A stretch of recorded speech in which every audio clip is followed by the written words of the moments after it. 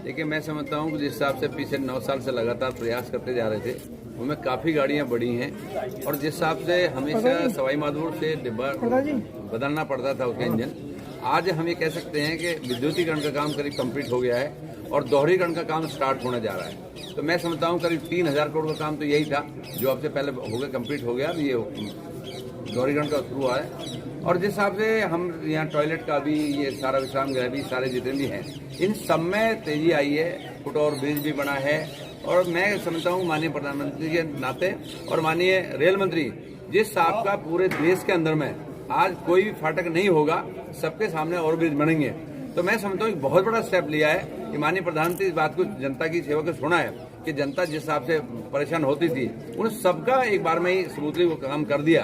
तो मैं समझता हूँ अपने क्षेत्र के लिए भी बहुत बड़ा काम हुआ है और पूरे देश में भी जिस हिसाब से माननीय प्रधानमंत्री ने स्टेप लिया है। अभी मैं परसों जब मंत्री जी मिला था तो मंत्री ने कहा कि आपको यही गाड़ी रोक के दे रहे हैं, आप तुरंत बात करो। DRM साहब को मेरे पास फोन गया, कैसे बात है, हम सब ने कार्यकर्ताओं को बुलाया। कार्यकर्ताओं में बड़ी खुशी है कि सब इस बात को चाहते हैं कि जो भी काम हो कम से कम हमारी हाजिरी में होना चाहिए। तो आज सारे कार्यकर्ता इस बात के लिए उत्साहित हैं कि हमारे सामने ट्रेन रुकी है, हमने ट्रेन को हरी झंडी दिखाई है। तो ये सारे काम ऐसे हैं जो माननीय रेल मंत्री ने शुरुआत की है और इसका आगे परिणाम बहुत अच्छा आएगा, क्योंकि दोहरीकरण होते ही हम सबके लिए बहुत सुविधा हो जाएगी और गाड़ियाँ बढ़ेंगी। देखिए, जहाँ क्योंकि निवाई व्यापारिक केंद्र है, वनस्थली विद्यापीठ यहाँ पर है, तो यहाँ से ट्रैफिक काफ़ी रहता है। ऐसे में किन किन ट्रेनों के यहाँ ठहराव की मांग और की जा रही है? देखिए, मैं समझता हूँ, मैंने बताया कि हम ये बात चाहते हैं कि लोकल ट्रेन भी ऐसी चलें कि जिस हिसाब से आदमी सुबह यहाँ से जयपुर जा सकता हो और शाम को जयपुर से वापस आ सकता हो, क्योंकि अभी बसों की समस्या ये है कि बस मेन रोड पर ज्यादा जाती है, अंदर कम आती हैं। तो हमने बात रखी है और अभी जिस हिसाब से माननीय प्रधानमंत्री ने पूरा वो दिया है कि हम मोनो ट्रेन चलाएंगे, जिस हिसाब से सारे उसमें जो लोकल सुविधाएं वो बढ़ जाएं, तो उस सब के लिए वैसा की जा रही है ताकि हम ऐसी लोकल ट्रेन चलाएं जिसमें आदमी सुबह शहर जा सकता हो और शाम को काम करके वापस आ सकता हो। इन सब में बहुत जोर से काम चल रहा है और ये मैं समझ बहुत जल्दी इसका रिजल्ट आएगा। आपने डीआरएम साहब को एक सुझाव भी दिया, जो टोंक को रेल मार्ग से जोड़ने का मामला है उसमें कुछ बदलाव करके कुछ इस प्रोजेक्ट को जल्दी किया जा सकता है। आप लोगों मानते हो कि करीब 65 साल से बात की डिमांड आ रही थी कि टोंक में रेल आनी चाहिए। मैं समझता हूँ पिछले जब 2014 में मैं सांसद बना था तो पहले उसमें नहीं आई थी। माननीय प्रधानमंत्री से मैंने बात की, माननीय रेल मंत्री से बात की और माननीय प्रधानमंत्री ने तुरंत आदेश दिए थे रेल मंत्री को कि ये ट्रेन के बारे में आप सोचो क्या है, और उन्होंने वो सैंक्शन कर दी। सैंक्शन करने के बाद में उसका अलाइनमेंट भी हो गया, सारा काम भी उस पर हो गया। सिर्फ और सिर्फ कांग्रेस के शासन में बात थी कि 50% का बजट स्टेट गवर्नमेंट देगी। मैं समझता हूं अब की बार के यहाँ के उसमें भी घोषणा पत्र में भी था कांग्रेस के में कि सबसे पहले जैसे कांग्रेस गवर्नमेंट बनेगी सबसे पहले आपको 500 करोड़ रुपए हम उसमें बजट में देंगे।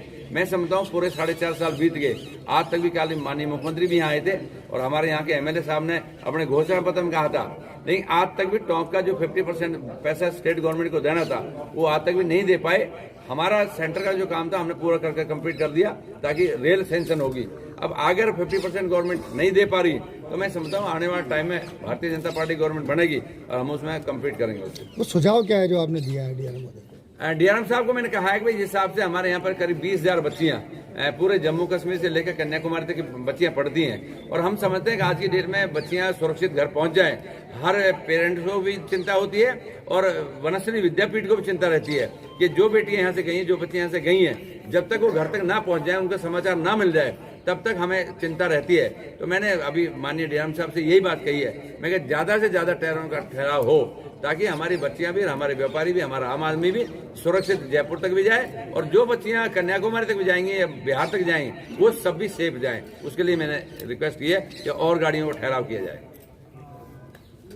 एक ट्रेन का ठहराव यहाँ पर हुआ है और ये एक शुरुआत है, कई ट्रेनों की मांग की जा रही है। किस तरह का ये ठहराव रहा है और अब आगे और इसमें क्या क्या प्रपोज्ड हैं? देखिए, इस रूट पे तो डिमांड काफ़ी ट्रेन की है। ट्रेन के ठहराव में हमें दो चीज़ देखना होता है, एक है उसकी कमर्शियल वायबिलिटी और दूसरा कि ऑपरेशनली पॉसिबल है कि नहीं, क्योंकि हर गाड़ी का लाइन बना हुआ है। तो अगर एक को आप थोड़ा ज़्यादा समय देंगे तो पीछे वाली गाड़ियाँ भी बिकती हैं। तो जब भी हम ये प्लानिंग करते हैं हम ये देखते हैं कि ठहराव से कोई और डिस्टर्बेंस नहीं है। माननीय सांसद जी ने जो मसला उठाया है कि यहाँ वनस्थली विद्यापीठ में सारे प्रांतों की बच्चियाँ आती हैं, तो इसको ध्यान में रखते हुए हम लोग फिर से अगले सप्ताह सारा इस रूट का ट्रेन रिव्यू करेंगे और जो भी पॉसिबल हुई वो बना करके हम जो है फिर हेडक्वार्टर को अपना रिकमेंडेशन देंगे। आपने कहा कि कुछ मेमो ट्रेन के लिए भी यहाँ पर सौगात देने की कोशिश हो रही है। मेमो ट्रेन अभी आई नहीं है राजस्थान NWR में, कारण है कि उनका मेंटेनेंस फैसिलिटी नहीं है, तो उसकी प्लानिंग चल रही है, क्योंकि कोई भी ट्रेन आने के पहले उसका रखरखाव का भी हमें देखना होता है। बट वो प्लानिंग एडवांस स्टेज में है और जल्दी ही मेमो ट्रेन आने लगी। जैसे जैसे वो आएंगी, ये जो सबर्बन रूट्स हैं जैसे जयपुर सवाई माधोपुर, इन सब पे ये ट्रेन चलेंगी, जिससे कि लोगों को ये जो बड़े शहरों में रहता है कि सुबह अपना लोकल ट्रेन से गए और फिर काम करके शाम में आ गए, वो सुविधा इनको मिल जाएगी।